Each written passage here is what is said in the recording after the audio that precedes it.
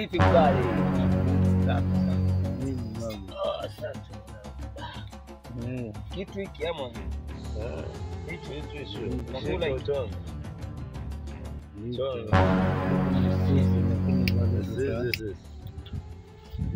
Karibu mwanangu. Vipi mkali? Wanangu. Tulia tu. Uko mazee aje tuweka heka mazee natoka shamba sasa hivi si unaona jembe? Una miguu penye ilivyo hivi. Fuli. Natoka shamba sasa hivi. Wewe acha mazee kilichonikuta shambani. Wale nimekuta nini mwanangu? Mbona unanishtua? Angalia. Si unaona mimi kwangu shambani nimelima mawater melon. Sasa nikaona acha nirauke. Pige bingo zangu viwili vitatu pale.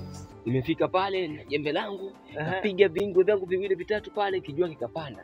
Mida saa 5 hapo mchana. Nikaona basi si neno. Acha mimi nikatulia pale kwenye kivuli, masaa yaende basi na mimi nitoke.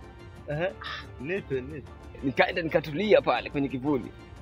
Lia kwa kivuli pale na kivuli kizuri kweli kinaleta kweli kama kapepo kanapunga vizuri pale. Nikaona nitulie. Kuinua macho kidogo naangalia mbele naangalia melon yangu imetoa matunda vizuri. Sasa ikawa inakuja akili.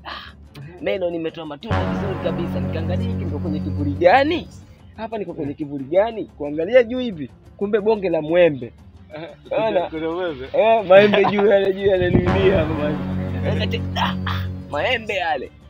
Nikafikiria sasa mti mkubwa kama huu unabebaje vitoto hivi vitoto ile alafu melon lile mtu hata zegebege alijielewi katika si mti ule ukiangalia venye unakaa unabeba melon kubwa kama lile. Yaani hapa mbona Mungu alifikiriaje hapa? Akaona jiuliza. Eti muembe umebeka embe kadogo. Alafu bigi melon melon likubwa. Mbona huu muembe usibebe ile melon? Kaona jiuliza Kadogo kamebeba dude kubwa. Alafu dude likubwa limebeba kadogo. Kadude. Nikasema huyu Mungu hapa hapo. Sasa sikiza nikwambie. Unajua Mungu anafikiria. Basi cheki. Anafikiria. Venye nilipokuwa na cheki hivyo nikasema bwana kwani hakufikiria poa. Sasa ile nafikiria na kucheka hivi. Siku katoka nini kiembe kidogo huko. Kenya kikanichapa. Pita na pua kabisa hivi.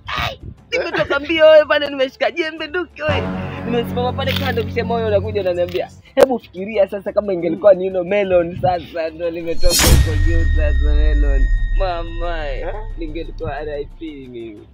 Kama ingelikuwa melon ingekuwa nimekuwa kwa sababu lile dude kubwa. Wewe Mungu hakosei. Dude kubwa. Ninakwambia Mungu alifikiria. Mungu hakosei wewe. Mungu hakosei kitu. Kama anapanga peke yake. Kama angeka melon kwa mwembe nishakufa leo.